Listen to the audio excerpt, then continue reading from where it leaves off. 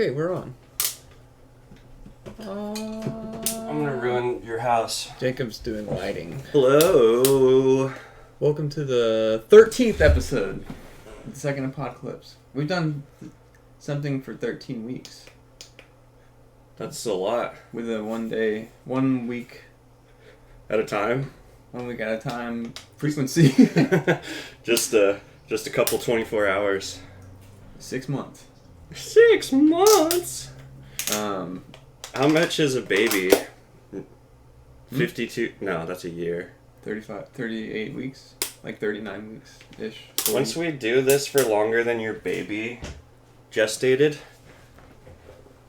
this is going to gain superiority in your family structure. Yeah.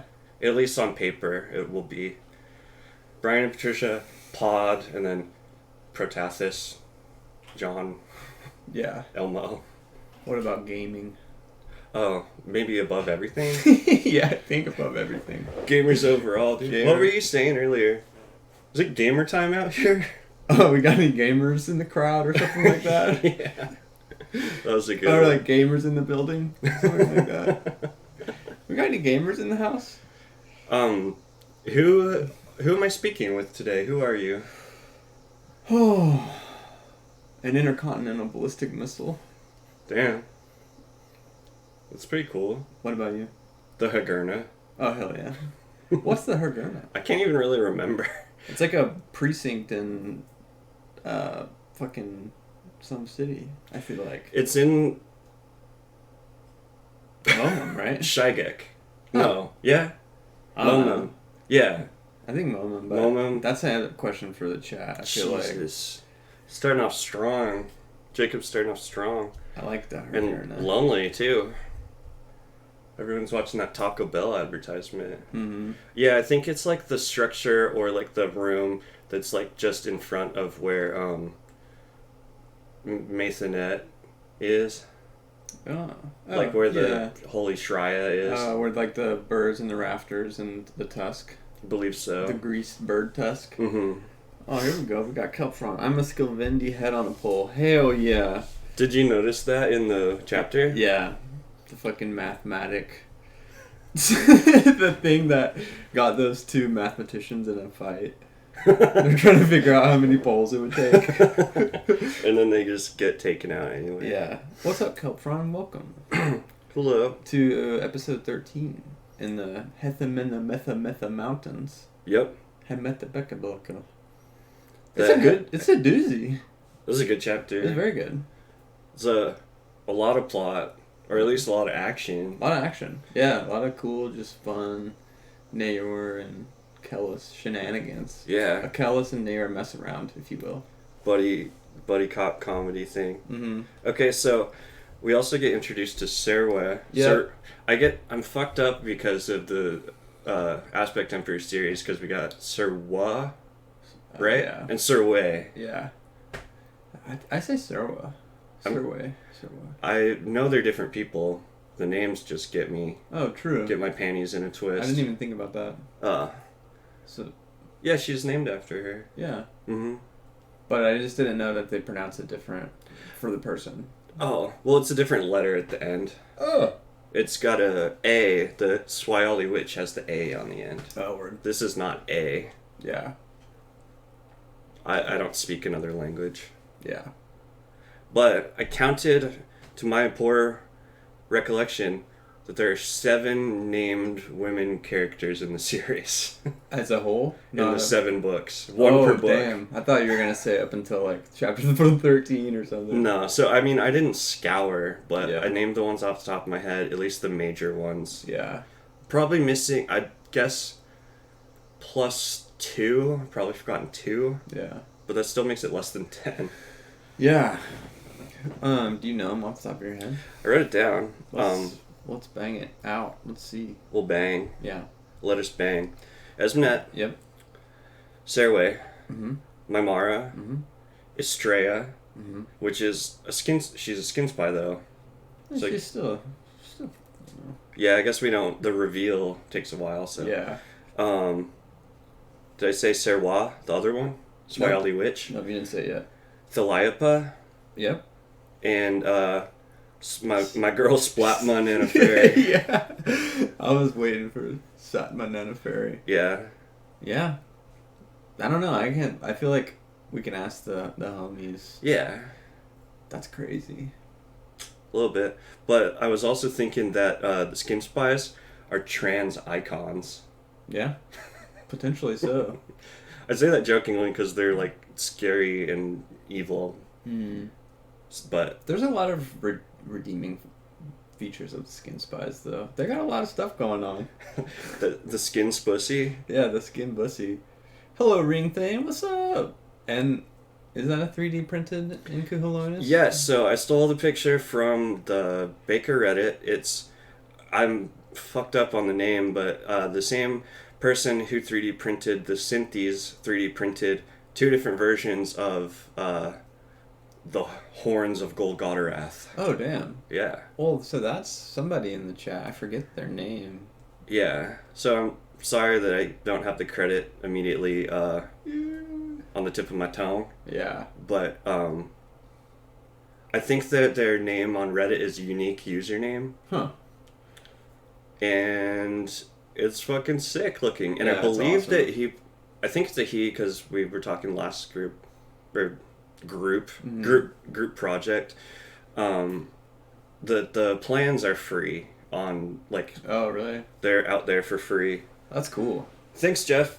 Sugar King. Yeah, hell yeah. The king. That's so cool. Uh-huh. With I didn't actually look at what kind of quarter that was. Oh, just Looks like some U.S. currency right U.S. there. currency. Inflation is a fucking son of a bitch these days. Supply chain issues. Mm-hmm. Yep. Most definitely. Is this old hat? Oh. What's up? Just joking about the same bad jokes about the economy that we always make. Yeah. What's up, Jeff? There's nothing wrong with old hats, though, right? No. Ooh. I have to turn my my fans down. Oh no, they're all the way down. So what the heck is up with this chapter, man? What the heck? Let's kick it off. Yeah, so this is probably not surprising either, but the first 2 opening quotes sound epic as fuck. Yeah, I had no idea what they mean. You want to send it? I'll send it. Even the hard-hearted among... Pardon me. Sorry, the city of Denver's calling me. I don't know what that could possibly be. Here we go with the quote. Even the hard-hearted avoid the heat of desperate men, for the bonfires of the weak crack the most stone. Qunryan proverb. Second one, this is our boy Drusus Acamian, a quote from the compendium of the First Holy War. So still to be written in like what 1 to 2 years or something, maybe just 1 year. So who are the heroes and cravens of the Holy War? There are already songs enough to answer that question. Needless to say, the Holy War provided further violent proof of Agensis' old proverb. Though all men be equally frail before the world, the differences between them are terrifying. It's a good one. Yeah. Who are the heroes and cravens of the Holy War? It's good. Yeah. I love the compendium. I would love to read the compendium. Mm-hmm. It'd be sick. The Cuckold Chronicles. Yeah, for real. We're introduced to some of the characters that will be parts of the various cuckoldry that will transpire. Yeah, there's the genesis of the polycule. Or whatever we call some of those newfangled terms. Polycule. Yeah. I like that. Yeah, so what's going on? What's happening? Nair and fucking Kellis are scampering along they're still in the Giannotti steppe. But they've right? gone from... Yes, that is correct, Ryan. They've gone from the Giannotti steppe to the central Giannotti steppe. Oh, yeah. Which is, seems to be a different part of the world. Closer to the mountains, I suppose. Less close to the edges. Yeah. But yeah, they're cruising along. Makes it seem like they've made some progress in their journey, some distance. 9 days. 9 days. Traveling southeast. Hell yeah. And they were traveling by and large unseen and unmolested. Yes. So the first thing that popped into my highlighted note situation is some cool names of other Skilvendi tribes. We've got the Munayati and the Akunihor. And we'll encounter some dudes from, I think it's the Munuwadi. Pardon me. Jeez. Real embarrassing there. But we encounter some of those MFers in an epic show of balls. Yeah, it's a really fun battle. Jeff in the chat is saying that hats hide baldness, which is true. Does an old hat perhaps hide baldness better than a new hat? Not sure either. New hat gang. Put me in, coach. Yeah, I don't know. They're still trekking along. We start the chapter in motion, and Nair is seething. I wrote down earlier that Kellis is truly living rent-free in his head. Yeah. Just driving him bananas. Yeah. He is. Nair does a lot of mental gymnastics to try and not get completely pwned, but he does a good job. He consistently kind of dupes Kellis. I mean, not to the point of being like super, super effective, but I like whenever Kellis is like, God damn it. Like, you can't, I guess, struggles to figure shit out sometimes. Yeah, absolutely. There were, just like in last chapter, there's multiple mentions of Nair being fearful in this chapter that I noticed, and there's moments of Kellis being confused and I think maybe even bewildered. That's a strong word, but those were things I guess I kind of just like wrote off as possibilities. Yeah, right. And I think the possibility of that happening becomes like smaller and smaller along the way, but yeah, I love it. I love any type of like humbling moment that happens with Kellis, especially whenever there are multiple times where whenever he's considering his plan to eventually, like whenever they get across the step to go ahead and just murder Naor, but he's like, Nair knows more about the world and he's a better tactician than I am. It's like, damn, get fucked, Kellis. I know that won't last for very long, but I don't know. The fight is super cool, man. Yeah. It's like, it's a lot of fun. In the spirit of keeping things interesting, do you want to jump to that part? Oh, hell yeah. Cool. Just jump on over there. I want to say I was right. It might be a few episodes ago, but that Kellis does seem to be dangling Nair off a precipice. And he just fucking humiliates him. Yeah. Multi-layers of humiliation. Made his balls shrivel up and go back inside of his body. His ego balls. So what starts them fighting? They're talking to each other, right?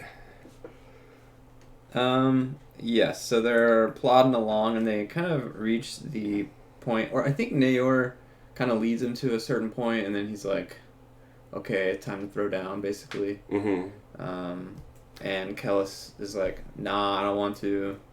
And Naor is like, no way. And then they go for it. Or Kellis thinks that the only way to convince Nair that he's needed is to go ahead and just like whoop his ass and not kill him. So it just like plays everything out all on the table. Right? Yeah. Do you think that Nair is fighting like Kellis's like statement that he needs him, in the sense that Nair like wants to see himself as like he has to be his own man, his own independent, self-moving soul, like no ties to anybody? Who, Nair? Yeah. I don't know. I got that feeling a bit, and like Kellis needing him, I feel like, I don't know, makes... It's like a string attached to him. There's a tether where Nair wants to be, or it kind of is, you know, the Prince of Hate or the God of War. at different moments, right? But with the time metaphysics, Mm-hmm. he's always been that way. I don't know. I just felt like him being needed by another person goes against his will. Like having someone else has an idea for him Mm-hmm. that like he just doesn't want to like accept into his reality. Mm-hmm. Yeah, it turns him into a victim of his own fate. Like he kind of, it would be like washing away the illusion of having any type of control over the future, I feel like, Mm-hmm. or having any agency. Like I feel like being around the Dunyain has a natural just gravity to it, to where your purpose in life, your like desire is just out of the window, and it's all about the Dunyain. They're like people. They're like they have like the worst borderline personality disorder of all time. And I shouldn't say that. Like I don't mean that that's a serious thing. And like, but I make fun of myself and say I have borderline sometimes. Yeah, for sure. We're all mad here. Yeah. I completely agree with you though. Like, yeah, being even remotely connected to the Dunyan means that you're their puppet, Mm-hmm. and whether you even fucking notice it or not. Yeah. I don't know. I wonder, like, have you ever interacted with anybody that's kind of like that? That has that gravity? Uh, there's one person I can think of, in specific, but he wasn't like a cool, calm, calculated dude. Mm-hmm. He was just like so charismatic Mm-hmm. that I felt like he could kind of get you to do stuff that was in his favor, like of his ends and goals, and Yeah. not necessarily in your own interest. Right. But he's also not a malicious person either. So Yeah. I just have thought a lot about it, like thinking back some years about, I was like, damn, I didn't like want to do that. Yeah. What about you? Have you been Jedi mind tricked? I'm sure I have. I feel like I've been the Jedi mind tricker the majority of my life, especially when I was younger, because I was super manipulative towards family and stuff. Mm-hmm. I'm not now, but obviously not on the Dunyain level, but more like, hey Robbie, will you drive me to the gas station so I can buy some dip with your ID? That's pretty much that's probably the extent of it. But, Sounds pretty bad. Pretty yeah. unforgivable. I don't know. No, I'm just kidding, you know. Well, Jeff says Kellis does Big Brother wrestling moves on Nayor, which is totally true. Like, oh yeah, Nayor or Kellis like a couple times is like, okay, now I'm gonna pretend that I'm tired. Yeah. And then like I'm gonna breathe really heavily right now. And poor Nayor, like I do really like that Nayor hits Kellis so hard that it almost pones him. Like there are a couple times where he's hanging, like he's like, oh shit, Mm-hmm. he's really strong, which speaks to Nayor's just fucking elemental savagery. Yeah. Mm-hmm. I thought the ultimate, like, not just being bested in combat, but, well, I don't know, we can get there, but like after it's all over and Kellis pulls Nayor back onto ground and then drops him. Mm-hmm. I'm assuming it's just like a couple inches. Yeah. It might be from above his head, but that was like the most humiliating part Yeah. to me. Yeah, there's like a sequence of humiliation that happens, and that's the final one. What I like failed to underline shit. Let's see. I did too. I like paid a lot of attention, but I did not point out with the favorite sections. Oh, and Jeff says that they make weapons of us, which is very, very true. Yeah. And then he says, that's Kellis. Without the forums and discussion, Kellis really seems like a good guy.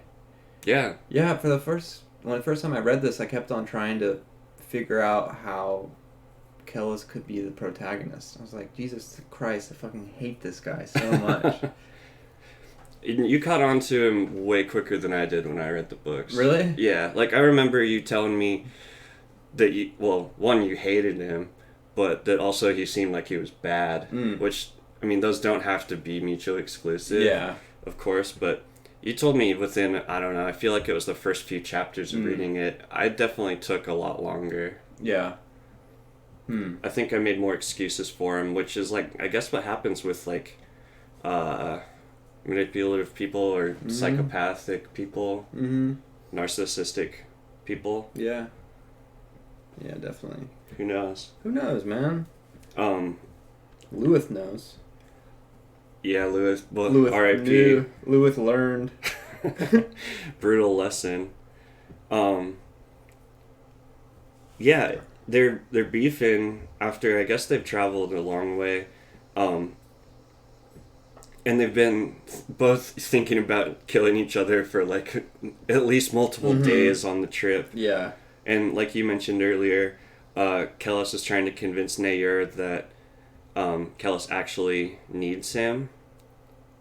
And Nair is just not having it. Mm-hmm. It's like, I don't know, I think it shows his like reasonable paranoia, but his paranoia is so thorough and like all encompassing because Kellis is so overpowered that it's like I still think it makes Nair look crazy. Yeah. Even though he's like it's like pretty reasonable. Mm-hmm. Yeah, it is reasonable, and afterwards, Kellis does mention that he's like, "Oh shit, Nair is fucking crazy. Like, this dude has legitimately lost his mind." So he kind of goes through a significant character shift. I wonder after this point if it mentions him feeling much fear again. You know? Nair? Yeah.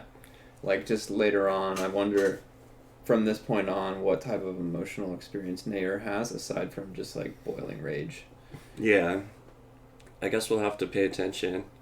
Kellis is like, yeah, I'm going to read a little section.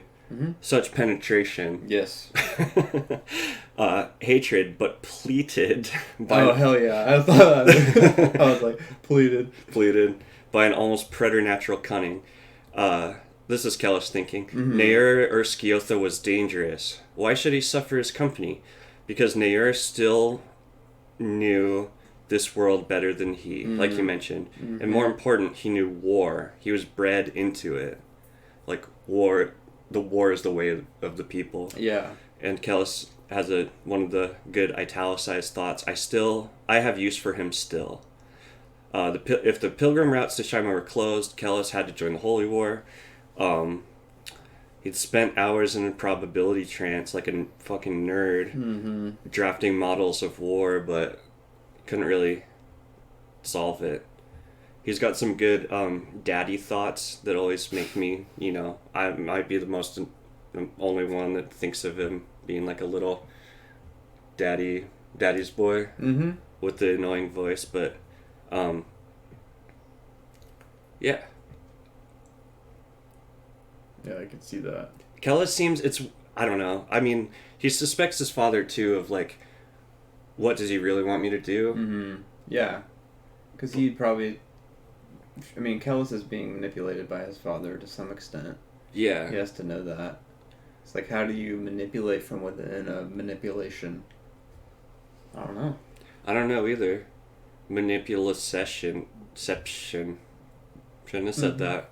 But, I don't know. I remember reading this the first time and thinking, like, why is he tripping so hard? He just, like, if his dad is summoning him, why doesn't he just go there and then figure it out from there on out? But... You mean, like physically?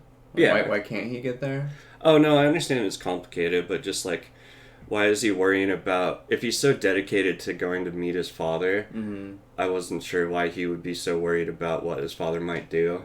Right. Just, like... You made your bed, just go say hi to Papa Smurf and I don't know. Yeah. Yeah. But, well, I guess this kind of reflects that he knows his dad is very worldly. He's lived in the world for 30 years using men as playthings like children. And he says, whoever my father is, Skilvendi, he will be powerful, far too powerful for any one man to kill. But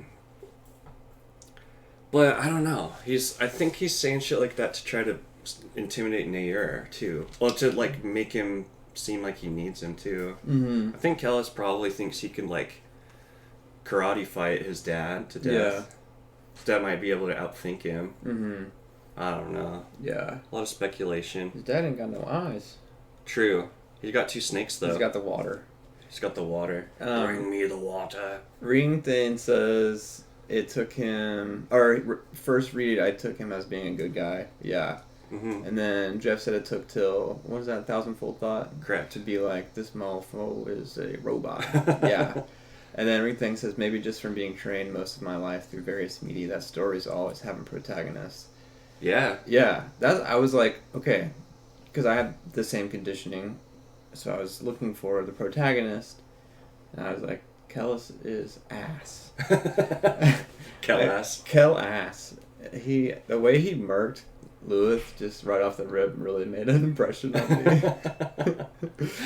Yeah, I think that is like just that structural conceit from Bakker of that his main character is not gonna be like likable is genius. Yeah, I and love it's that. Not, and it's not he's not an anti-hero either. Mm-mm. He's a robot. You can't empathize with him. Right.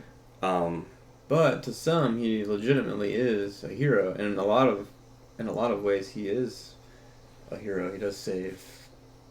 I don't know. No, you're right. In a way that someone can like identify with something and be like, I'm this. People perceive it and can be like, yeah, I guess so. mm-hmm. But then underneath, there's kind of a just plethora of selves to be. I don't know. It's nice. It's good and complicated. Absolutely. Jeff also mentions Kellis is a wiki nerd. Totally. Like he says, I read the article on war last week. I think he would go, well, actually. Yeah. No, totally. He always knows more than you no matter what. Mm-hmm. He's got tact, though. He knows like when to keep his mouth shut or how to dominate you without saying stuff. Mm-hmm. Make you feel good. Oh, man, it's something I have still not let go of. But this one job interview, the worst job interview I've ever had, was this place in Oregon that was a waffle shop whose name I do not wish to repeat. But oh, damn. Pretty much the guy, the owner, just sat there and like didn't talk. And so I was just like, I was also like 23. Mm-hmm. I was just like scrambling to try to fill the space, the dead air, and like saying stuff, and he just like, I don't know, he dominated me. With his silence? Yeah. What a weirdo. It's fucking waffle shop. I know. It's like not like a fucking marketing executive position. I know. It was at 7:30 in the morning too. Ooh, no. And I did not get called back. Yeah. And I don't know, I think he lives rent free in my mind. Mm-hmm. Yep. Kellis and this curly-haired waffle-ass dude. Mm-hmm.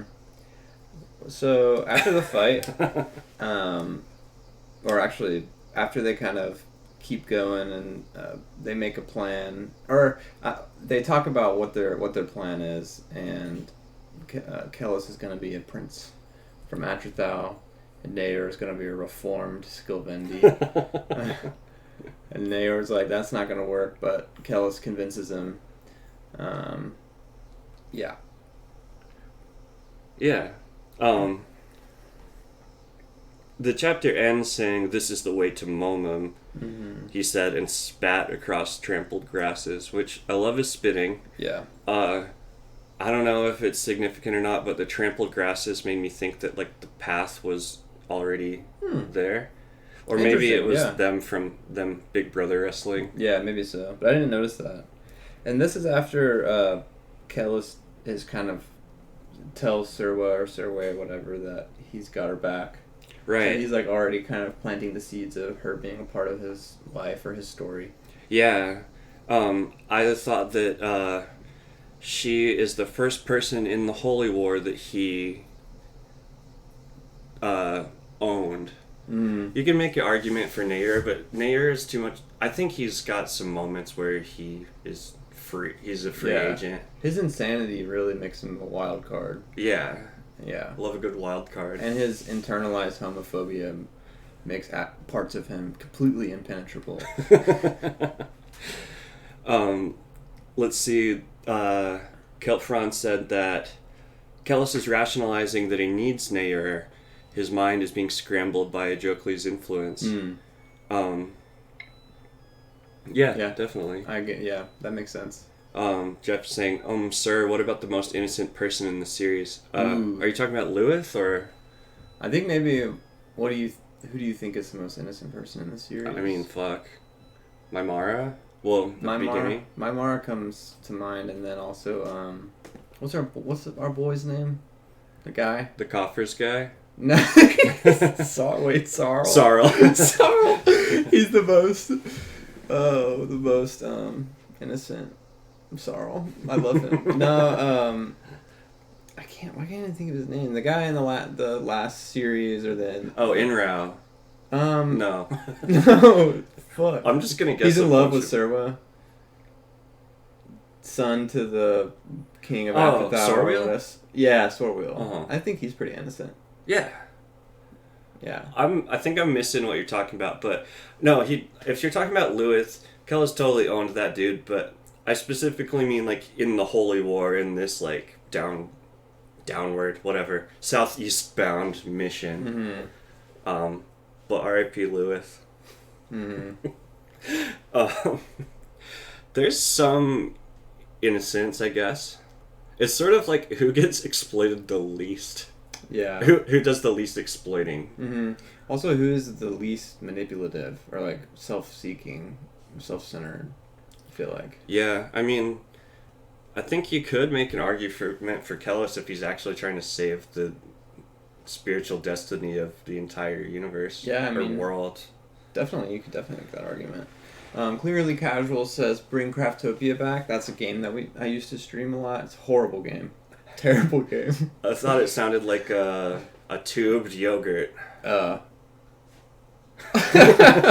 perhaps a mac and cheese. Yeah. And then Meg says, Sup Slam Slam. What's up, Meg? Ring Thing says the alley cat. What happened to the alley cat? Was there an alley cat? Did the Synthes peck its eyes out? Probably had some interspecies erotica moments. Serwa. Jeff says Serwa. Yeah, I mean, Serwa pulled a Jesus on us, right? Pretty much. Yeah. Well, yeah. Is she getting resurrected as the skin spy? Sure. Yeah. Well, she dies on the circumfix. Yes. The circumference. Mm-hmm. Yeah, so you want to talk about Serwa as a character? Sure. So I want to throw it back.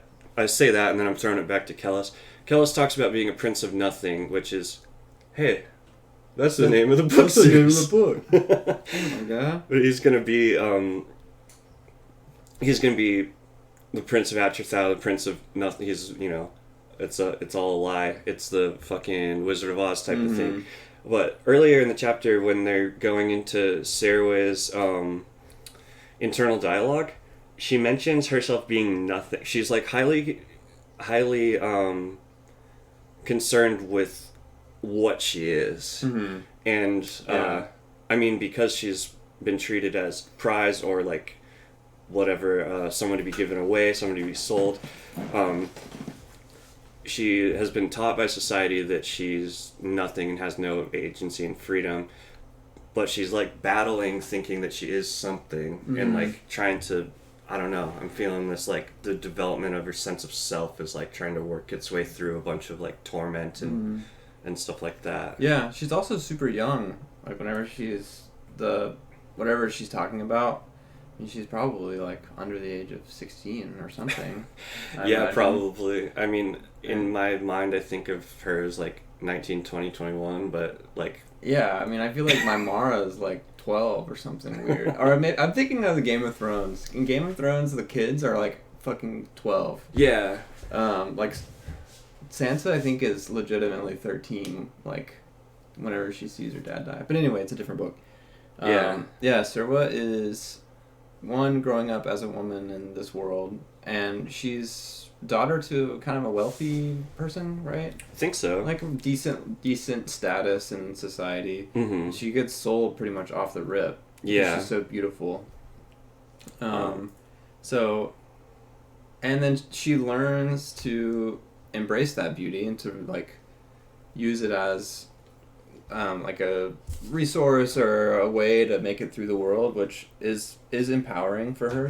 That is something that she can do and should be able to do. But it's a bummer that the society she lives in is not equipping her with any other tools to have agency. Yeah, I was seeing her story parallel with Esmonette, in that like women are given or like have so little power that they have to use like the few tools they may have, which is like sexuality, to gain any purchase. Yeah. And I mean, Esmonette's literally a sex worker. I guess sometimes I forget that because she turns into like the Empress.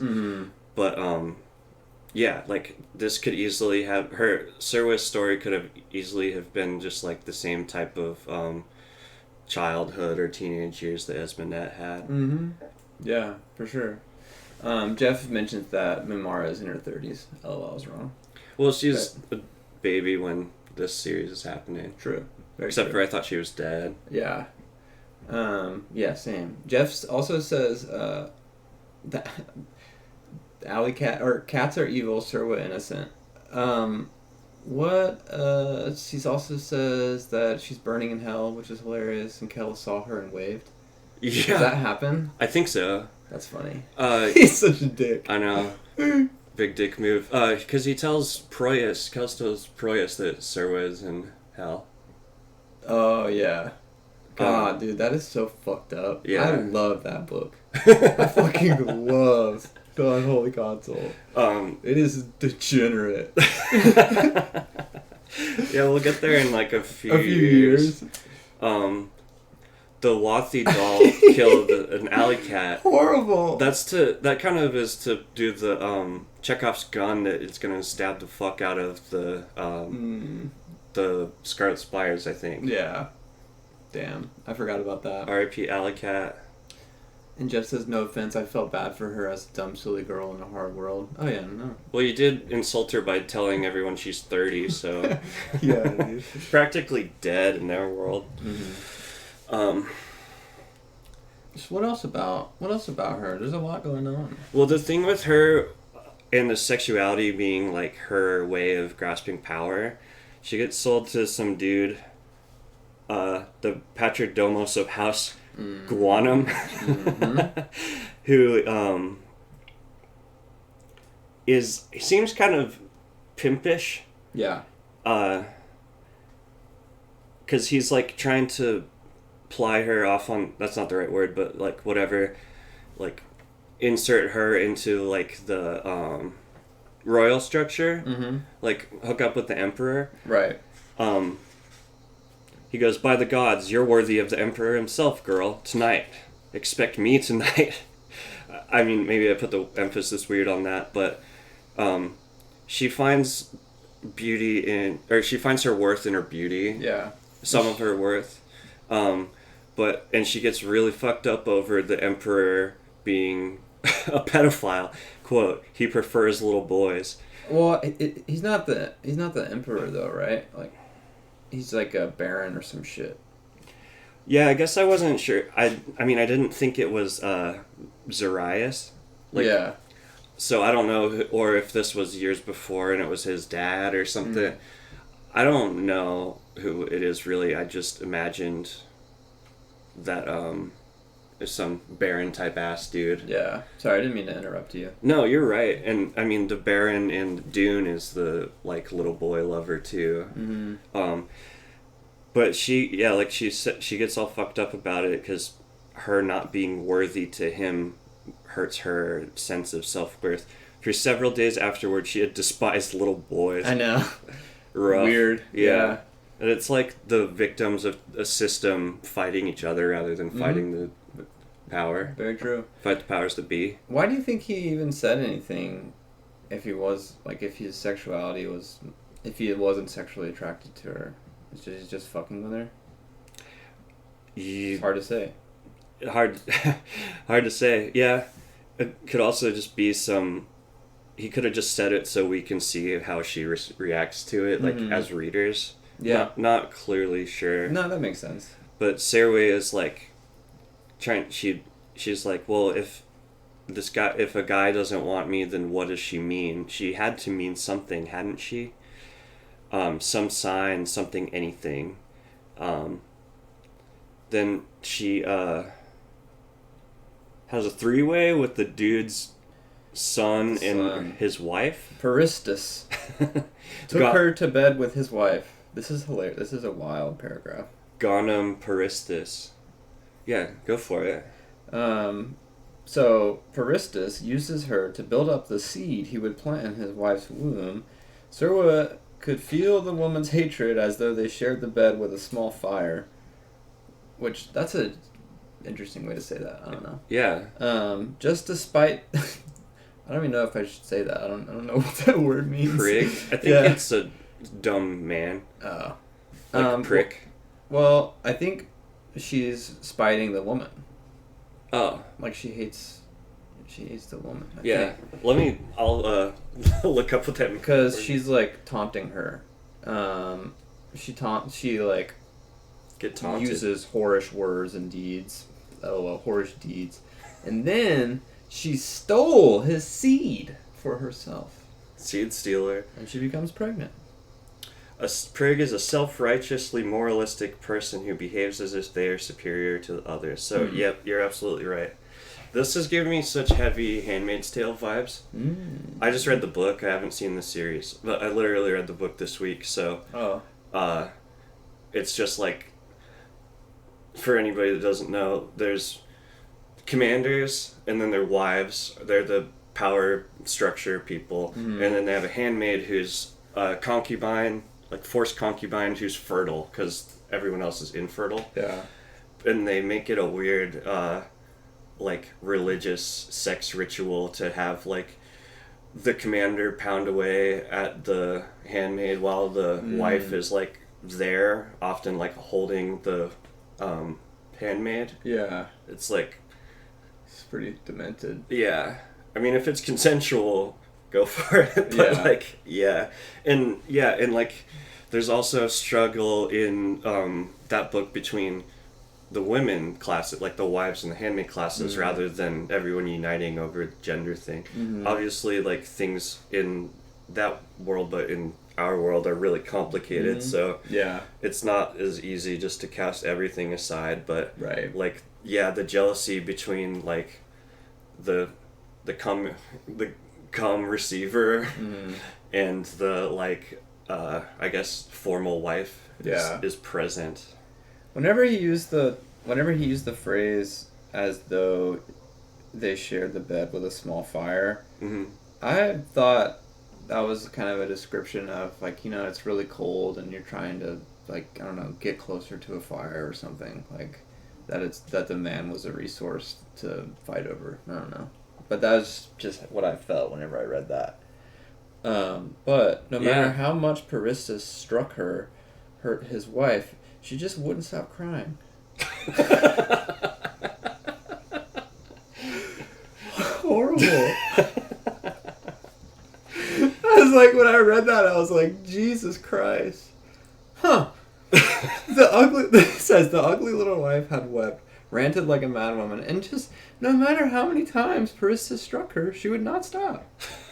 Just so fucked. Yeah. But it occasioned glee within Serway. Don't you love it when something occasions glee? Yeah, for you, especially if it's domestic violence. Yeah, terrible. It makes me think of my grandma used to tell my uncle, who was the youngest kid in his family, that she'd go, "I'll give you something to cry about," and then would smack him. Terrible. Yeah. But like, it's like, you're gonna hit him until he stops crying. Like, good luck. You know? It doesn't make any sense. Jeff says Starway would be a cam girl. Yeah, I think she'd be doing really well on OnlyFans. I feel like in another life I would have a OnlyFans and do really well. Right on. Yeah.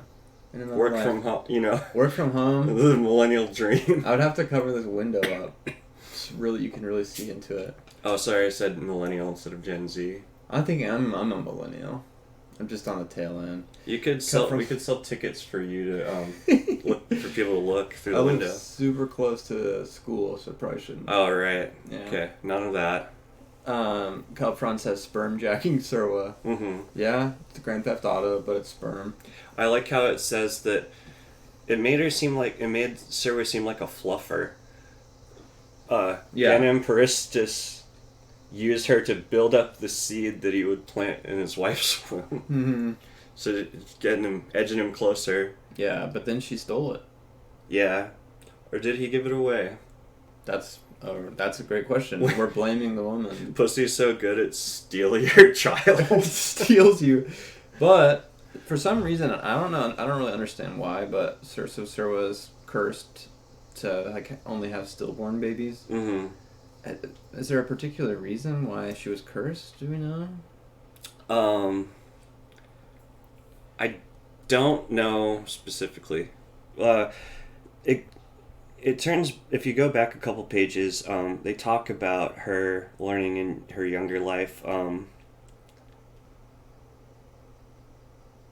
Her talking to Kellis, she told him about her life as a concubine in Nansur and about her father, a Nimbrikani, who sold her to House Gaunam when she turned 14.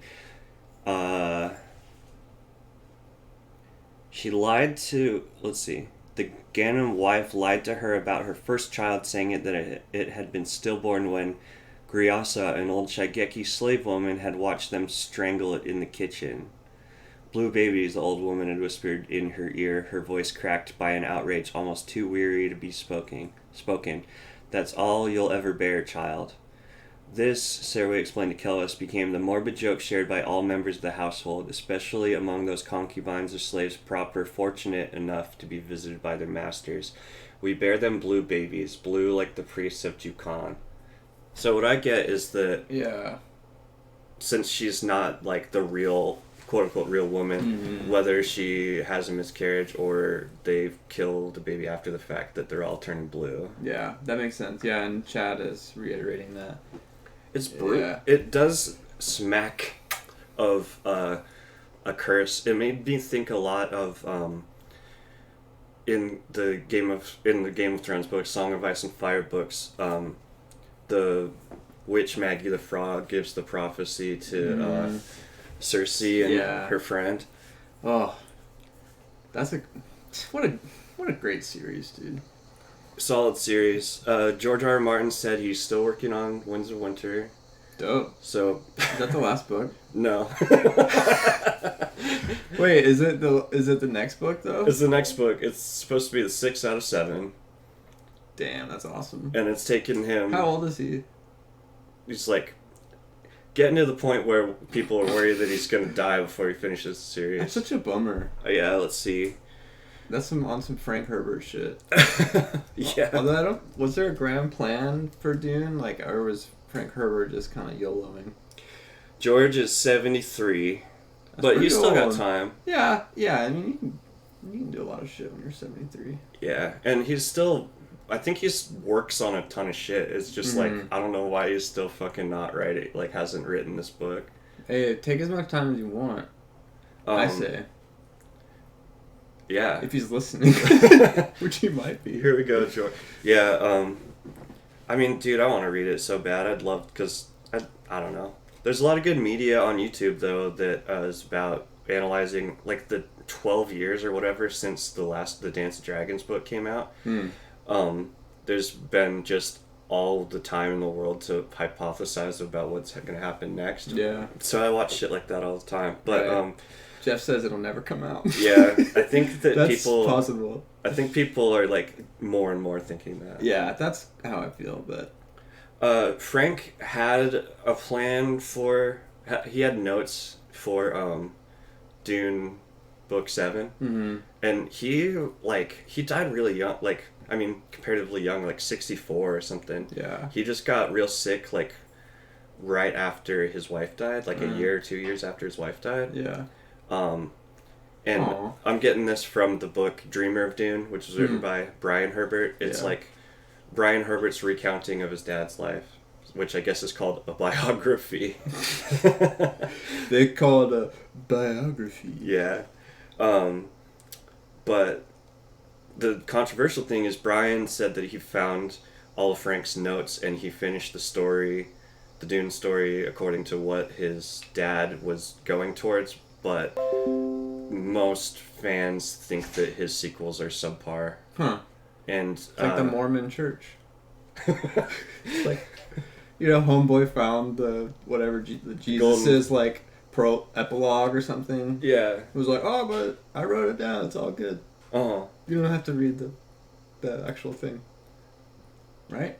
Yeah. Am I speaking words that make sense? I think so. Okay. Sorry. Joseph Smith wrote the Book of Mormon, and he said it was like, he was the only one that could see the golden plates. Yeah. So he's like, trust me. Just like Frank Herbert's son, dude. Dude, before he was a prophet, those are the hardest air quotes I've ever done. Mm-hmm. I have a lot. Yeah, 2 of them. Yeah. Hit the Millie Rock, dude. And then do that rap horn. What? Oh. He was a treasure hunter, which in upstate New York, which means he was a grave robber. I have a lot of resentment against the Mormon Church. It was Pioneer Day, yesterday too. Oh, damn. 2 days ago, which is the day that the Mormons arrived in the Great Salt Lake Valley. Brigham Young, the president and prophet of the church at the time, had bad fever as the wagon train was coming through the canyon, and he famously said, "This is the place," when he saw the valley. But one, he was probably not conscious because he was hallucinating. Yeah. And then 2, he was like, I don't think they could have made it any farther. He's like, I'm sick as fuck. Yeah. We're gonna stop. Like, we're not. This is definitely the place. Yeah. For sure. Planned it the whole time. That's wild. Oh, Western Ham, what's up, dog? He's Darby, which Western Ham is my cousin. Says Brian F that up. I think which referring to Frank Herbert or Brian Herbert. I think. Oh, not you? No, I don't think so. Okay. Maybe, I don't know. And then Jeff says, dum dum dum dum dum dum. Right. Yeah. Mormon. Reed Payne says he found a picture of the Waffle House owner. Oh no. Yeah. Should we? Is it safe for work? It should. Well, I don't know, but should be. I said too many.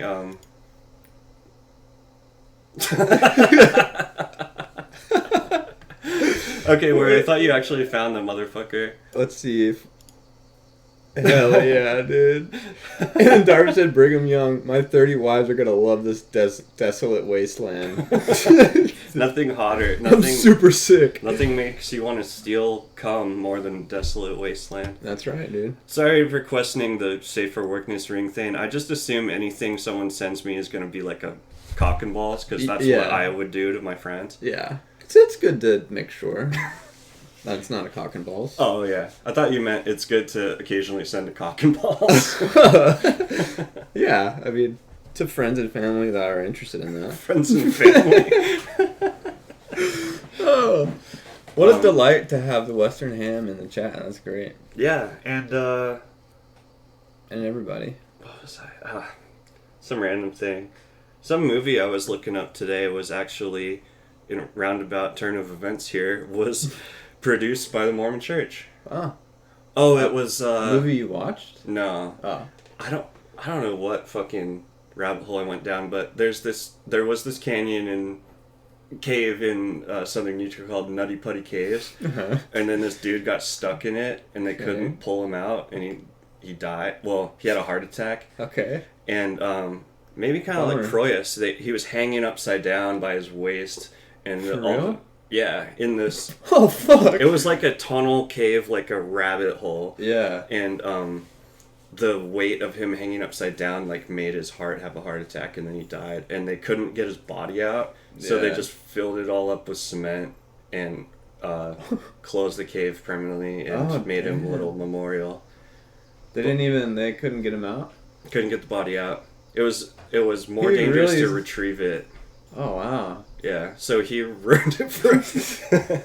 But the Mormon Church made a documentary about him. Well, no, it's not a documentary. It's a Lifetime original movie, basically, where as he's stuck, it's like the worst version of 127 Hours, where he thinks about his, like, unborn child that's, like, gestating in his mother's womb while he's dying, and he feels like he comes to terms with his death, and I don't know. Damn. Yeah. That's wild. But it's just the dude who died upside down in a cave. That's not fun. You don't want to do that. Probably not. I don't go in caves. I've been in caves, but I don't go in caves. Video game Jeff uses fuck caves. Fuck caves. Especially as I've, like, gained weight at certain times getting older, I feel a lot more wary of closed spaces. Yeah, your ability to maneuver crevasses. Let's see. Speaking of Mormons, Under the Banner of Heaven on Hulu was pretty good. Hell yeah, I've heard it's good. Is that a HBO documentary? Or no? It doesn't matter. It's a documentary. Or I think drama. Fuck, dude, I don't know, but I'm glad to hear it was good because we are John Krakauer fans. Yeah, we are. You touched my foot just now, dude. Playing footsie. Yeah, fuck caves. That's hilarious. Ringstein says he saw a YouTube video about it. Never in my life would I do such a thing, dude. No, like it's really tragic. It's just it is like, sad. I like laughing at morbid shit, but it's pretty really fun horrifying to make fun of Mormons. Yeah. Which, said that, and I feel bad about saying that because I don't think we should really, like, actually, like, harm other people with our words. But, yeah. Like, I've never felt so conflicted in my entire life than watching the, what the fuck is the South Park people made a play about the Mormon Church? What the fuck is that called? Oh, yeah. Book of Mormon, the musical. The music. That shit was the funniest thing I've ever seen in my entire life, and it was horrifically, like, racist and just horrible. And I was like, this is not okay to watch. The racist stuff wasn't funny at all. It was fucked up. Because they, like, portrayed Africa as you would think that they would. Like, very stereotypical, and it was, like, horrific to watch. And then there would be some shit that was the funniest thing in the entire world about, like, Mormons. And it was really wild. I've never felt so conflicted about viewing something. Because normally I would just be like, this is racist as hell, I'm not watching it. Yeah. And I would have left. But then, the funniest shit would happen. But anyway, we're off topic here. Yeah, I mean, there's some good Mormon people, definitely. But, you know, I lived in Utah for 16 years, and I think Mormonism is very bad. Yeah, it's really oppressive. Obviously. But they got some good lore. They got some good lore. Sure. Their lore is deep and pendulous. I do have one more question for you. Okay. I'll give an answer. What are your thoughts on videos of people running into sharks when they're swimming? My thoughts are, that sounds entertaining. Cool. I've been on a kick of just watching those. I mean, I assume they survive if there's footage. Yeah, all the ones that I've watched are they survive, but it's, like, really horrifying. It's like the feeling you get from watching a really good scary movie, but just concentrated in, like, a 1-minute clip. So it's really cool. I feel like we should watch one at the end of this. Okay. Do you rather run into a grizzly bear or a shark? That's a good question, because that's a fish versus mammal situation you found yourself in. Yeah. It depends, dude. I think a shark. I think you're way less likely to get killed by a shark than a bear. If you run into a grizzly bear. Yeah. Or a polar bear. If you see a polar bear, you're already dead. You're already a ghost. If that polar bear has been hunting you, you're dead as fuck. What if... Is it like a Sixth Sense thing? You're like, oh, I've been dead for years, and I'm just seeing a polar bear. Yeah, exactly. Dude, I'm going grizzly. Not that I'm saying I have better chances of surviving, but I don't know. I'm the type of person who's, like, deep into the pool. I think there's, like, a giant kraken that's gonna do something to me. The ocean is horrific. Yeah, we're not supposed to be in water. We're not supposed to. I don't know. We're not supposed to do anything. Yeah. Speaking of not doing anything, there's some truly human horrors beyond our comprehension that were done to and around Serwa. That's just so sad. I know, poor lady. I wanted to point out, though, similar as to laughing about the dude that died in Nutty Putty Cave, there's that tribe I was talking about, the Munuati tribe of Skilvendi, came for them at night while they huddled, wept, and screamed, and their phalluses were greased with animal fat. Yeah. Which, wow. That sounds so unsanitary. I'm sure that was in the forefront of their mind. Yeah. I thought if she just had a lighter, little big lighter. She could have lit their dongs on fire? Yeah. That'd be crazy. Roast bratwurst or something. That'd be wild. Yeah. Big boss moves. Big boss move. I know this is changing the subject again, or it's going back, but Jeff asks what would kill me the fastest, and I think a bear could kill you way faster than a shark. Mm-hmm. But anyway, and then Kelpron says, gotta love how no new religion can survive long term because everything is documented and the leader's inevitable degeneracy will always be exposed. There's something to that. Yeah. Really something to that. That's a good point. That's actually a very relieving thing for me to hear. Because I'm haunted by Christianity and religion in general. So to think that maybe all the horrible aspects of religion would be invalidated if they were to arise today. Yeah, I would hope so. There's a lot of people in positions of power that just have raped people that nobody cares about that they did that. So yeah. I'm hoping that their crimes will catch up with them at some point. Mm-hmm. But it is with the availability of information, yeah, I don't know.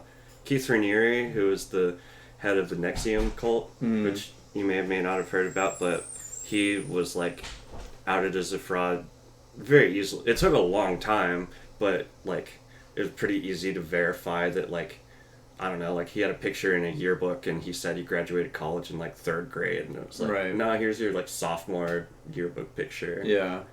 It is interesting to think about how much belief has to do with how much power you have. Mm-hmm. And Kellis's whole thing is he can so easily manipulate people's beliefs that he can wield them with such power. It's an infinite amount of power to have. And like Kelpron said, there's always Samaka to write a compendium, which is great in our world. But yeah, exposing truth can really deflate power. Yeah.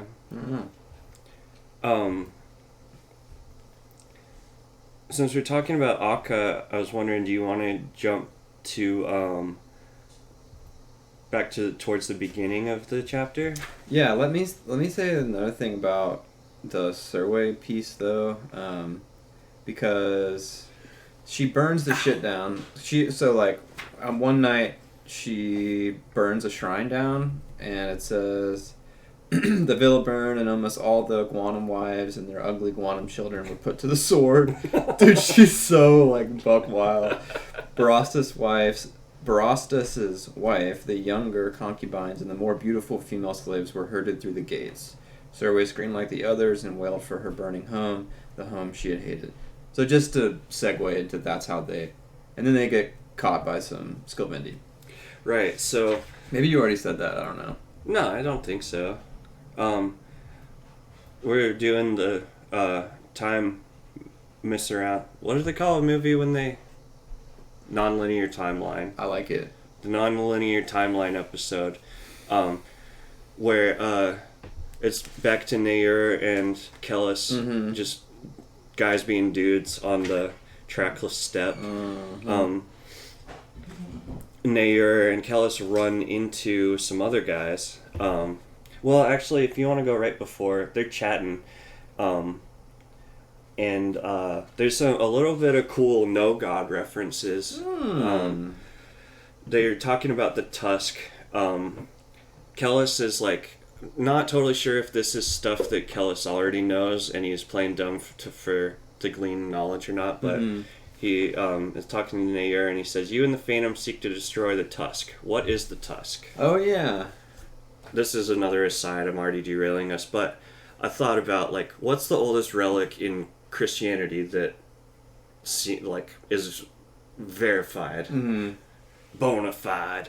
And what I found was that the oldest Christian relic is called the Jonah ossuary, which is a box that held some bones in it. Yeah. That was dated to 70 A.D. Oh, wow. in Jerusalem.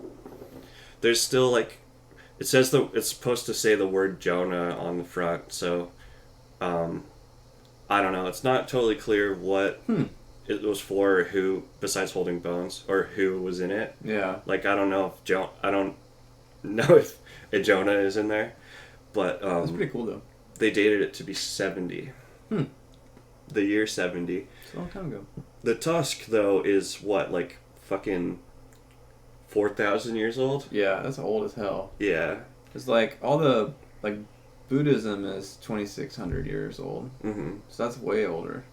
It's interesting how long the history has survived in this world. Mm-hmm. I mean, I know a lot has gotten lost. I wonder if that has anything to do with the non-men and their shenanigans. I don't know. Remembering the horrors gone by. Yeah, it helps to have some people that live forever around to be able to keep your shit in check. Although they forget things, but anyway, it's a side note. They probably make it more interesting being erratic. Yeah. Jeff, I don't know what would kill you the fastest because you're unkillable, and I'm not sure what the Bible is either. I'll get back to you on that. You're unkillable. Fucking OP.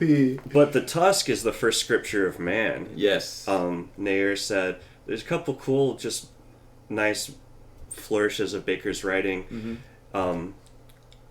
where it says that Nair said that sentence to the rain, not really to Kellis, but just spoke into the rain. Mm-hmm.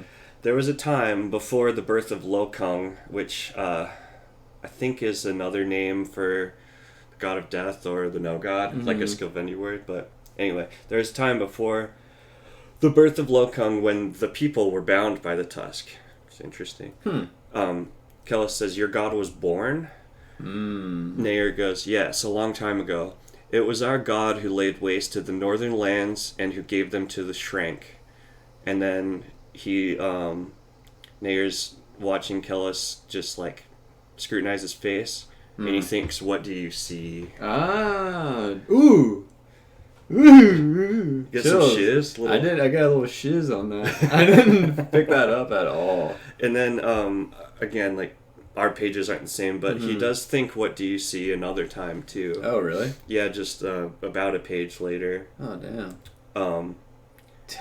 It's like, I don't know, I think it's a fucking just badass inside joke that Bakker's having with himself. It's like some Skin Spy shit. Yeah, true. There's layers of the Shrek onion. Mm-hmm. Jeff says he didn't catch that. It's maybe the first time I've got one over on you. I was going to say, your scholarly pursuits have something. Deep rigor. Yeah, you're a rigorous individual. Uh-huh. I just noticed that Ocean Water Please has followed. Hello, Ocean Water. Thank you for following. That's very sweet of you. They heard us talking shit about the horrific deep. the terror of the ocean. Yeah. Yeah, we gotta watch a shark video. Oh, man. No, that's cool. That's a really nice little nugget of no goddery. No goddery. Mm-hmm. If I may, there's some more just back and forth discussion with Kellis and Nair, possibly over the course of some days. Mm-hmm. They roll up upon like a dead village, pretty much. Yeah. A dead Skilvendi village. Says there's several dozen yaksh, but no people and no livestock, which was more significant. Is a yaksh a yurt? I think so. Like a little hut. Yeah. Little house. That's exactly what I picture, but I picture it as having like it being cloth though. Or like skin. Leather or whatever the fuck. Yeah. Not like trees and shit. Sure. Yeah. I picture it being round also. Mm-hmm. You got I a did round too. one? Yeah, I got round. Cool. We good. We're on the same page. Nair, because he has familiarity with getting pwned by Comphis, realizes that Comphis, or at least the Emperor's army, who Compass is the supreme general, was the one that decimated the fucking tribal village or encampment, let's say. Right. And it keeps going on. Nair is obsessing about if he is actually able to use Kellis to go find Moangus, or if it's not going to work out. Right. And eventually he comes to the conclusion that he must use the son to find the father. Yeah. It was the only way. Exactly. Although he does have a moment where he has a meltdown. There's some good stuff. One night where he was doubting himself, basically. He did not sleep, neither did the wolves. Before dawn, he crept into the pitch black of a yaksh and huddled among weeds. He found an infant's skull and wept, screamed at the bindings, at the wood, at the hide surfaces. He beat his fists against the treacherous earth beneath. And then this is another Bakker line that I highlighted from this chapter. The wolves laughed and wailed despicable names. Hateful names. Damn. Yeah. Damba. So, in this chapter, he domestically violences the earth. The treacherous earth. And then later he fucks the hole in the dirt. Yeah. He's got a tumultuous relationship with the Dread Mother, let's say. Yeah. He's an elemental bitch. Absolutely. In a couple days, I'm just guessing here, they run into Panorith. Erzmukius. Sorry. You're good. Of the Munuwati, who one might call a bitch, I think. Compared to Nair. Yeah.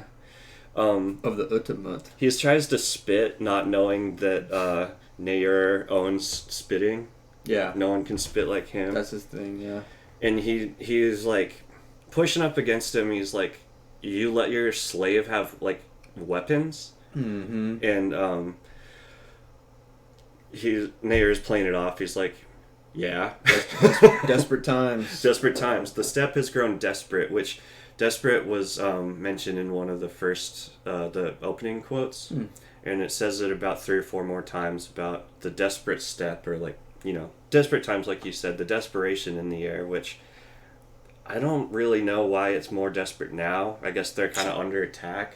Yeah. Or they lost, so they're on edge. Probably. Something like that. But Panorith is what's that word? Hubris. He has major hubris. He does. Hubristic, if that's a word, I would use that as an adjective. He doesn't think the Nansur and that fucking Comphis could ever beat the people. Oh yeah, he thinks it's trickery. Yeah, Whatever. he goes. He says they have spies. Yeah. Nair's Nair, who actually knows shit firsthand. Well, this other guy has firsthand experience too. We'll get there. How else could the Nansur overcome us? And Nair, because he's been so brutally humbled, he says, by wits, by strength of arms, by guile. I was at Kayuth, stripling. What happened to us had nothing to do with. And then the other dude, who is not exposed to the trackless steppe, he's still following all those mental tracks of the people, says, I was there too. Yeah. I was there too. Yeah. Well, I was there too. And he just I don't know, refuses to believe it. Thinks there had to be some, it's like when I don't know, someone's like, you beat somebody at a game, they're like, you cheated. They come up with every reason that it was every excuse why they lost. Right. For sure. And then Nair clocks his ass. Yeah, Nair just fucks him up. Oh yeah, because the guy says, Nair says, "Do you know who I am?" Of course. Mm-hmm. And then he says, "We've heard the stories. There's not a man on the steppe who hasn't laughed at the name of Nair Urskiotha." And then Nair cuffs him hard about the side of his head. Can you imagine getting punched by Nair? Oh, it's so ridiculous. He just tees off He on just him, dude. dicks him down. Especially since I'm sure this other dude's tough, Panaruth, Yeah. but I don't think anybody could stand up to Nair. Like, I think he's like the number one of like the top 10 most brutal warriors of Erwa. Yeah.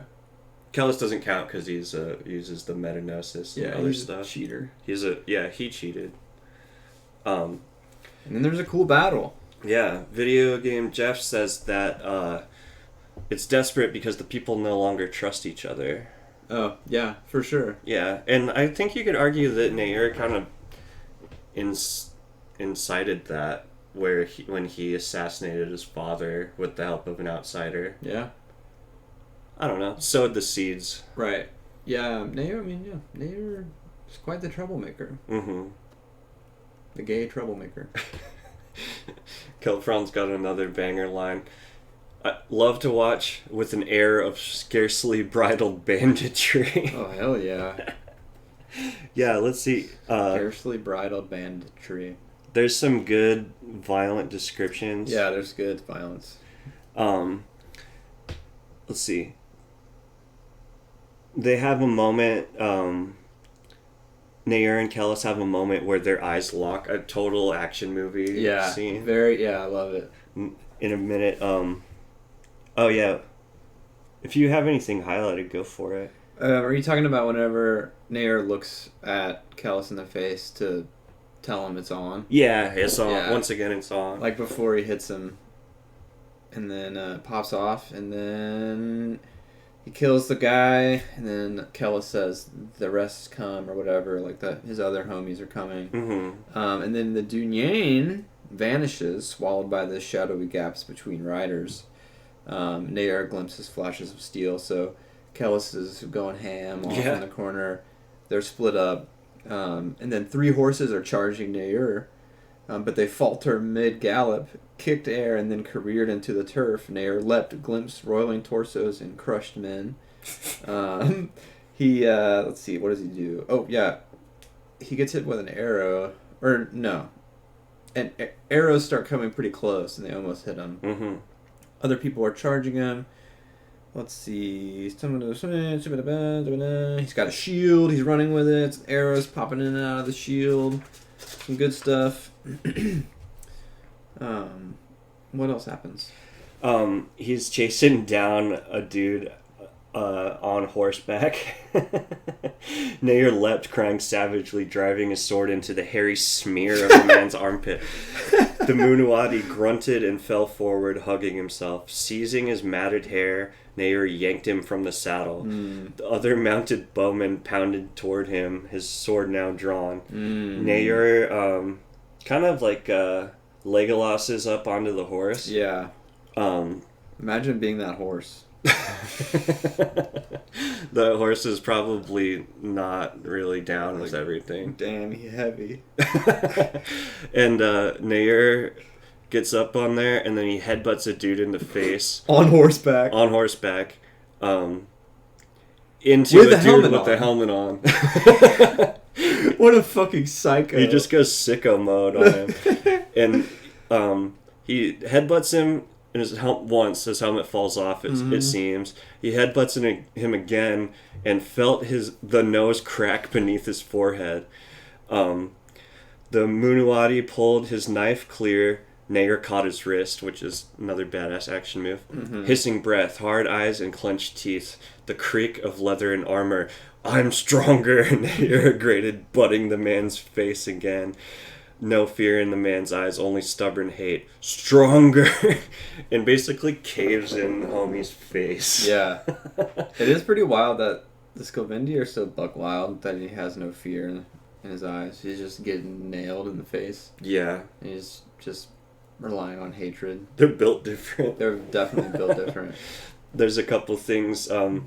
There's a man that Kellis takes out who falls, his corpse rolling like a bundle of heavy rope. Loved that one. And then Nair, Kellis said, like, he disappeared between the legs of horses and sees the flashes of swords. And then I picture it as like a cartoon or an action scene where it's like a huge cloud of dust and the dust clears, and then Kellis is standing alone amidst a knot of dead. Sword poised as earlier, awaiting the galloping rush of a single lancer. And then did you get into this part about how he takes out the last guy? The guy the guy bends over to pick up his arm and then loses his head as well? Or is that different? No, I'm not there. You're there. Go. Oh, okay. Send it. The one dude is trying to be a hero. Another Moonawadi is trying to be a hero, not knowing that there are no heroes. Yeah. Not in this world. Not in this world. He comes at him with the lance. Basically, I think he's like about to try to joust him. Yeah. In my mind. And the guy, it's from his point of view. As he watched, the Dunyan caught the iron tip of the man's lance with his sword, guiding it to the turf. The lance snapped, jerking the Moonawadi back against his high cantle, which is a new vocabulary word for me. Whatever.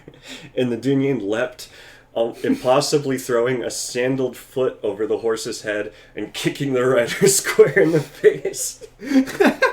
I forgot that he's wearing sandals. Dude, that's so wild. The man plummeted to the grasses, where his leathery tumble was stilled by the Dunyan's sword. And then he's basically like, what the fuck? He goes, what manner of man? Kellis passed over the corpse as though committing it to memory. Mm-hmm. And then he gives his like best like hot guy modeling look to Nair. He turns. Beneath wind-tossed hair, streaks of blood scored his face. So for that moment, he possessed the semblance of expression, which is like brutal robotism, robotry. Right. Roboticness. Beyond him, the dark escarpments of the Hathantas piled into the sky. So, yeah. Just nice little mountain, nice little rumble in the mountains, you know. Typical. A pitched battle. Love a pitched battle. Yeah. Just more brutality. Nair silenced the wounded. Like, the way how, like, euphemistic that is, I was like, whoa. Yeah. Silenced. And then they get the prize. Yeah. So, I want to just, right before that, I wanted to say that Nair really teaches his lesson here to the, like, I guess, barely surviving Skilvendi. He goes, see how easily the people of war are undone? Spies, that's basically, he says, spies, that's a woman's excuse. With an open palm, he swatted the man to the ground, kicked him again, beat him from the dark fury that deafened his heart, beat him until the man shrieked, wept. Horrible. He goes, what? Weep? Nair screamed. You who called me a traitor to the land? He clamped a powerful hand around the man's throat. Choke! He cried, choke! The man gagged and flailed. The ground itself thundered with Nair's fury. The very sky flinched. And that's some, like, you know, whether... Elemental, yeah. It's funny that, like, I took it very metaphorical, but with, like, we know his relationship to some of those sketchy gods, it's, like, possible that was a literal sentence. Yeah, definitely. And he gave the dude a shameful death, basically. Yep. Honestly, he says, a shameful death, a fitting death. The guy would not return to the land, and that was after he dropped the broken man to the ground, which Nair, here and then a couple of pages, gets dropped to the ground himself. Oh, true. So that kind of reminds me of that. It's like equally as humiliating. Right. Pound for pound. Pound for pound, the most deadly man. Most deadly shark attack. Yeah. I don't know. There's some cool, violent passages in the Kellis and Nair fight at the end. Yeah, I mean, I think we kind of covered it. Maybe we missed some of your guys' favorite depictions of fucking brutality, but it's really just like kind of a fight. They chat and then they fight, you know. Kellis and Nair. Yeah, throughout this whole chapter. They're not always fighting each other, but they definitely go for it at the climactic towards the climactic end of the chapter, I guess. Yeah. Nair, in another like badass action movie move, is like telling Kellis to drop him off the cliff. Yeah. Yeah, he does not want to face a world in which he gets bested. Yeah. And he does, and from that point on, he's kind of at the whim of old Kellis. Old K Money. Yeah, fucking Lannister looking ass. True. Yeah, he's has a notable beard already. A pleated, squared beard. Get pleated. I'm growing out my beard. I mean, I've never gotten it cool wizard lengths, but I'm growing it out till at least Halloween. Oh, hell yeah. Because I'm being, I read tarot at the Spooky Ghoul Fest in East Nashville, Tennessee last year, and I'm doing it again this year. Nice. Just want to try to up my appearance as a wizardly man. Your wizardly approach. Yeah. Hell yeah, that's what's up. Thanks. So, it looks good. Appreciate it. I took a shower right before I came here. Nice. I take a shower every day. It's a lot of showers. Yeah. That's at least one per day. Yeah. So, do you have a specific shark video? Yeah, I do actually. Oh man. Yeah, I mean, is there anything else in the chapter that we should go over? I think the only thing we didn't talk about a ton is like Nair claiming Serbo as his prize. Oh, right. I mean, he basically just talks to her and convinces her that, or tries to convince her that she is his property now, yada yada, and like, I don't know, it's a bummer, but she kind of falls for Kellis a little bit. At one point she tries to kill Nair, but she can't do it. Or I guess actually she maybe did try, but Kellis stops her. Yeah. And then is like, we need him, blah blah blah, but he kind of sweetens her up and makes her think that he's on her side. Yeah. No, I definitely would have forgot to mention that section. I wrote some notes about calling her a prize. Obviously, we've talked about women and like feminist perspectives a lot, which is definitely valid. But we know that like it's like a crazy sexist world, and pretty much her whole life that Serwa has been treated as an object to be given or sold, which I might have said that almost verbatim earlier. But I had some questions. Why does the battle have prizes? The way of the Scovendi is war, and so I thought spoils of war makes the most sense. And it's like, I don't know, the word prize just struck me as unique. It's kind of childlike. Very childlike. It sounds like the prize in the Cracker Jack box or the cereal box. Fucking go to Chuck E. Cheese, get a prize. Yeah. But I thought if the way of their people is war, that it's still notable to me that he acts as if she's something special, rather than just another, like, some gold or something. Yeah. Well, I think Kellis at one point questions to himself, who does Serwa remind Nair of? And he says Anisi, probably. Right. She gives some big Anisi vibes. Kellis sees it on his face. Yeah. And Anisi is the only one he dares love. Yeah, you mentioned, totally correct, that one of the nights, Sarah was creeping up on Nair to take him out with a knife. Kellis catches her fucking wrist and then basically just gives her a look that makes her drop the knife and he grabs it. Yeah. Kellis looked through her expression and into her soul, which is like... What a dick. Without asking first? Jesus. I know. He also cupped her face in his palm, pardon me. Cupping, I feel like I only ever read that word in reference to cupping boobs or balls. Huh. So, like, that's literally what I wrote down. Or Cupping. what I was thinking. Yeah. Cupping something other than a boob or a ball or both. What about a... Oh, fuck. I was gonna say... I meant a bowl of wine, but that doesn't have anything to do with cupping. You might cup a bowl of wine. That's true. Like this? Yeah. Cup some water in your hands. Yeah. Couple of these nuts in your mouth. Mm-hmm. I think whenever you're talking about your beard, Kelpron said, but is your profile leonine? I mean, you tell me. Which is a hilarious question.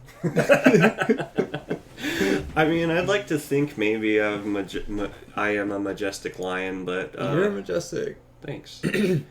Oh, B-Rad said in the Discord, work's been kicking his dick in. Hopefully next week I'll be around for the Broadway spectacle, since he was not able to make it today. Always such nice words from everyone. I know. And also hilarious input.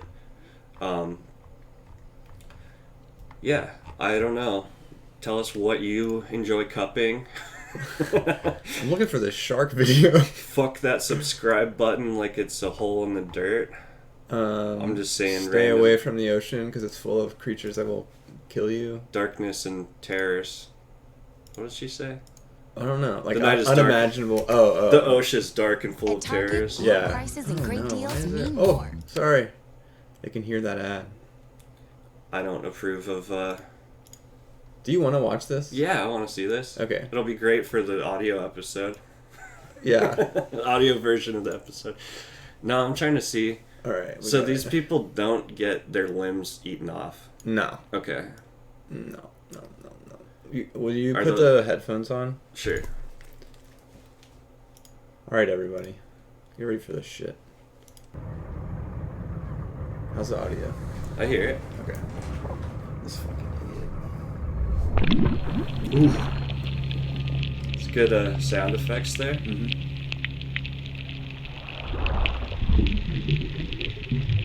So how deep are they? I don't know. It's like 30 feet, 40 feet. I don't know how deep you can go.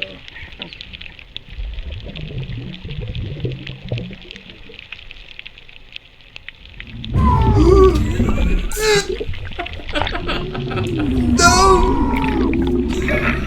He's screaming.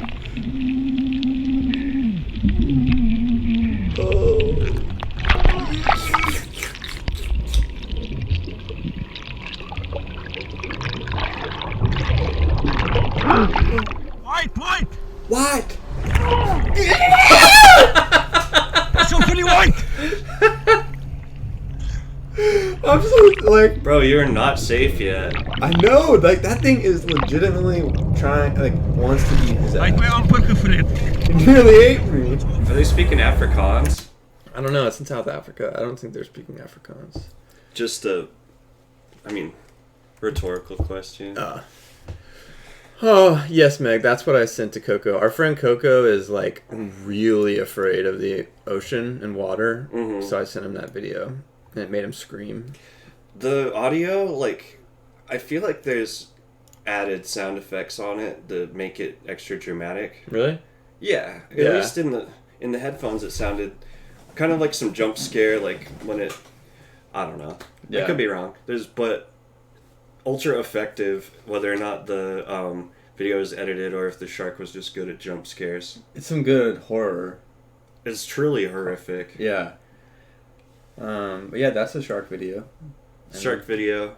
Oh, I wanted to say, I saw Marcel the Shell last night. Oh. At the Belcourt Art Theater. Yeah. I was sobbing. It was great.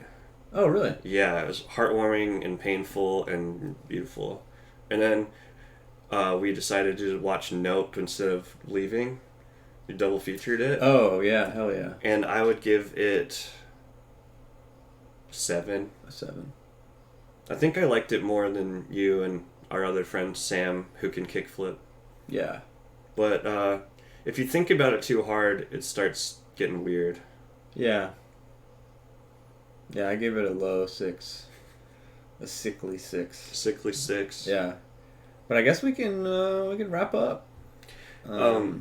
Anything else? Don't let a whale land on you when it's jumping out of the ocean. I saw that shit with the boat. Did that happen recently? I think so. I think a whale recently jumped on somebody's boat. This is now the second aPODcalypse. Ours got Bakker and Oceanic Nightmares. Yeah. Review. Marine terror. That's Nautical. good, dude. Nautical terror.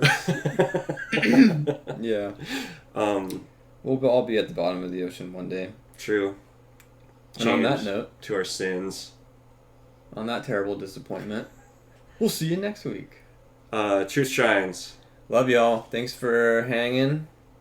And we'll talk to you next week. Keep it pendulous. Keep it greased.